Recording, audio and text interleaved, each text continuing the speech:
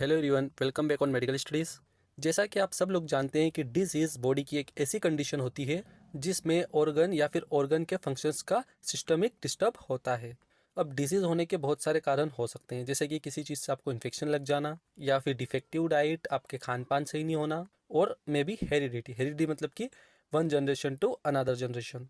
ये सारे कारण हो सकते हैं डिसीज़ क्योज होने के। और इसी के बेसिस पे डिसीज़ की एक डेफिनेशन है, और वो डेफिनेशन क्या है?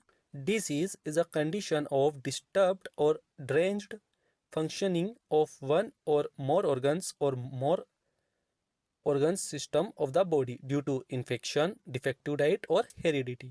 डिसीज जो होती है उसके बेसिकली दो टाइप्स होते हैं, जिसमें से जो पहला टाइप है वो है कॉन्जेनाइटल डिसीज, और जो दूसरा होता है वो होता है एक्वायर्ड डिसीज। और इन दोनों डिसीज में से जो आज हम एग्जांपल लेंगे वो रहेगा एक्वायर्ड डिसीज के बारे में, और जिसका नाम है अमियोबियासिस। आज हम एक्वायर्ड डिसीज का ही एक एग्जाम्पल डिस्कस करने वाले हैं जिसका नाम है अमियोबियासिस, जिसे अमियोबिक डिसेंट्री भी कहा जाता है। चलिए देखते हैं तो अब ये अमियोबियासिस क्या होती है। So amoebiasis is a common infection of human gastrointestinal tract infected by parasite, जिसका नाम है एंटा अमीबिया स्टोलिटिका।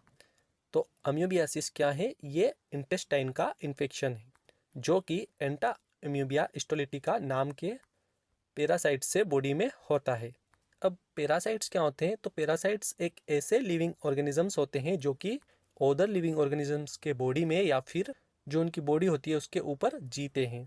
और जो पैरासाइट्स होते हैं वो दोनों को इन्फेक्ट कर सकते हैं, ह्यूमन को और कुछ जानवरों को भी।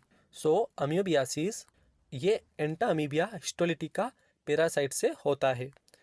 एंटा amoebae histolytica lives in intestine of infected people and can be passed out in their stool और फीसेस। सो कहाँ पे प्रेजेंट होता है ये पैरासाइट? जो इन्फेक्टेड पर्सन होता है उसकी इंटेस्टाइन, जो उसकी आंतें होती है, उसमें ये प्रेजेंट होता है। और वहाँ से वो जो जब स्टूल पास आउट करता है पेशेंट, तो उसके स्टूल में भी जा कर के ये प्रेजेंट रहता है, और उसके स्टूल से ही ये आगे कैरी ऑन होता है। तो इसको हम आगे चल के सारी प्रोसेस इसकी वन बाय वन आगे चल के डिस्कस करेंगे।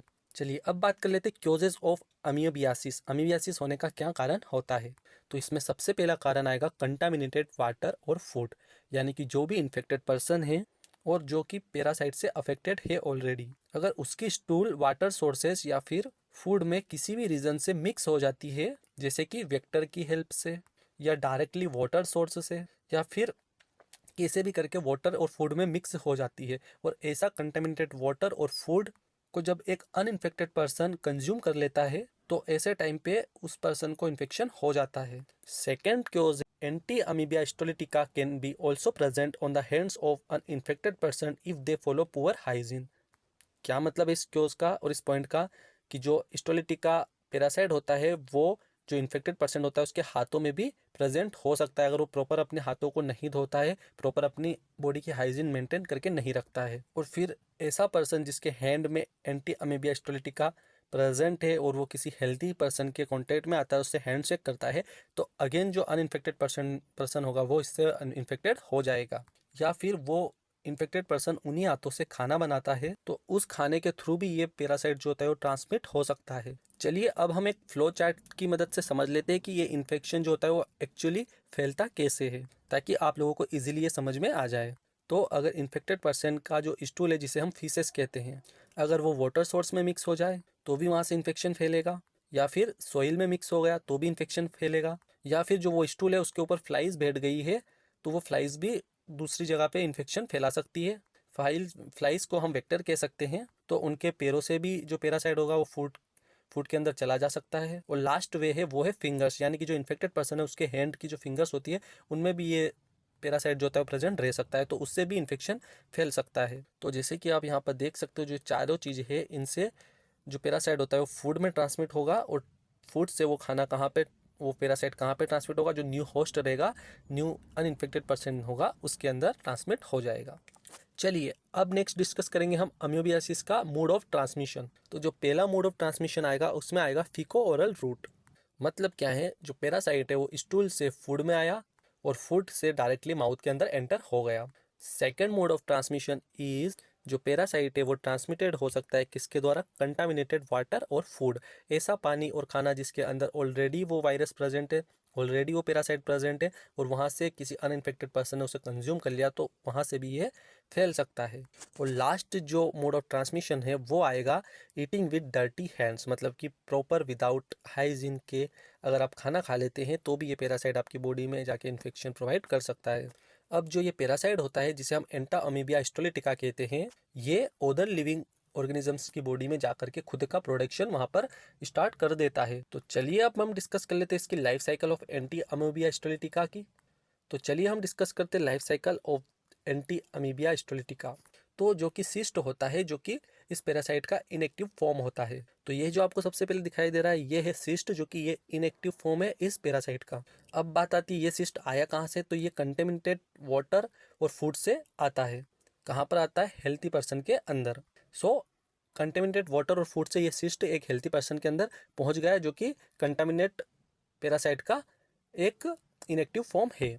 अब जैसे ही हेल्थी पर्सन के अंदर ये सिस्ट एंटर करेगा तो सबसे पहले कहाँ पर जाएगा, उसके डाइजेस्टिव जीआई ट्रैक्ट के अंदर, और वहाँ पर वो खुद का रिप्रोडक्शन स्टार्ट करने लगता है जिसे बाइनरी फिजन कहते हैं, और उससे एक एक्टिव फॉर्म का पैरासाइट बनने लगता है। और जो इंटेस्टाइन है, जो डाइजेस्टिव ट्रैक्ट होती है, वहाँ पर बाइनरी फ्यूजन हो गया, डेट मीट रिप्रोडक्शन हो गया पैरासाइट का, और वहाँ से उसका एक एक्टिव फॉर्म बन गया। और जो एक्टिव फॉर्म होता है उसका नाम होता है ट्रोपोजाइट। तो ये जो दिखाई दे रहा है ये एक्टिव फॉर्म हो गया और इसका नाम है ट्रोपोजाइट।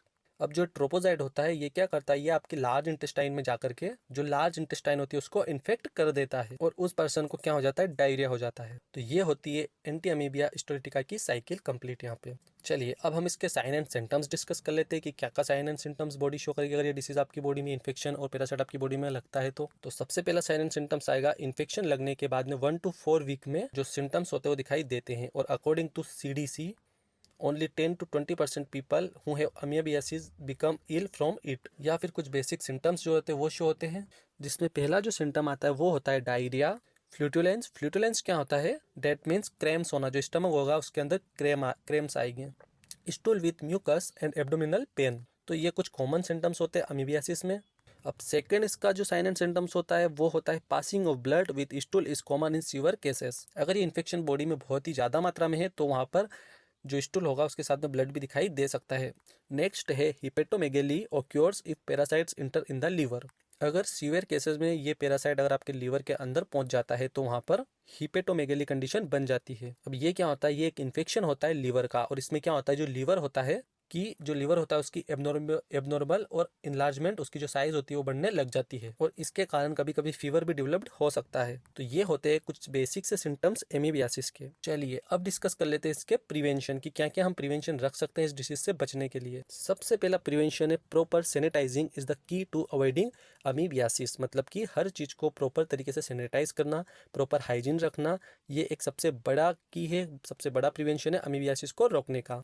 और वो कैसे रख सकते हैं आप, thoroughly wash hand with soap after using toilet and changing diaper. मतलब कि जब आप टॉयलेट यूज़ करें और डायपर वगैरह चेंज करें बच्चों के, तो ऐसे टाइम पर आपके जो हैंड्स है वो आप अच्छे से साबुन के साथ में उनको धोए। सेकेंड प्रिवेंशन है ड्रिंक बॉयल वाटर। या तो आप पानी को उबाल कर पिए या फिर जो आपका पानी हो वो फिल्टर्ड हो। बिना फिल्टर और बिना बॉइलिंग वाटर आप ना पिए इसी कंडीशन में। जो फ्रूट्स और वेजिटेबल आप मार्केट से लेकर आते हैं उनको अच्छे से पहले वॉश करें, उसके बाद में पकाएं। नेक्स्ट है अवॉइड ईटिंग अनहाइजेनिक फूड। ऐसा खाना जो कि हाइजेनिक नहीं हो, साफ़ सुथरा ना हो, उसे अवॉइड करें खाने में। तो ये कुछ बेसिक प्रिवेंशन थे अमीबियासिस के, आप लोग याद रखिएगा। अब एंटा अमीबिया हिस्टोलिटिका ये पैरासाइट बॉडी में है या नहीं, इसको डायग्नोस करने के लिए भी एक माइक्रोस्कोपिक एग्जामिनेशन होता है आपके स्टूल सैंपल का। तो जो स्टूल होता है उसका माइक्रोस्कोप के थ्रू डायग्नोस किया जाता है इसमें। अगर इसका मेडिकल ट्रीटमेंट देख लें तो ये कैसे ट्रीटेड होता है, तो it is treated by metronidazole, metronidazole and tinidazole. ये क्या करते हैं, डिस्ट्रॉय कर सकते हैं ई हिस्टोलिटिका को। कहाँ पर डिस्ट्रॉय करते हैं, आपके डाइजेस्टिव ट्रैक्ट में और दूसरे अदर टिश्यूज़ में भी। तो ये कुछ मेडिसिन होती है जिनकी हेल्प से इसके इन्फेक्शन को डिस्ट्रॉय किया जा सकता है। ये यहाँ पर खत्म होता है इसका ट्रीटमेंट एंड डायग्नोसिस। सो हमने एक टॉपिक कंप्लीट किया है। अगर आपको वीडियो अच्छा लगा तो आप वीडियो को लाइक करें, साथ ही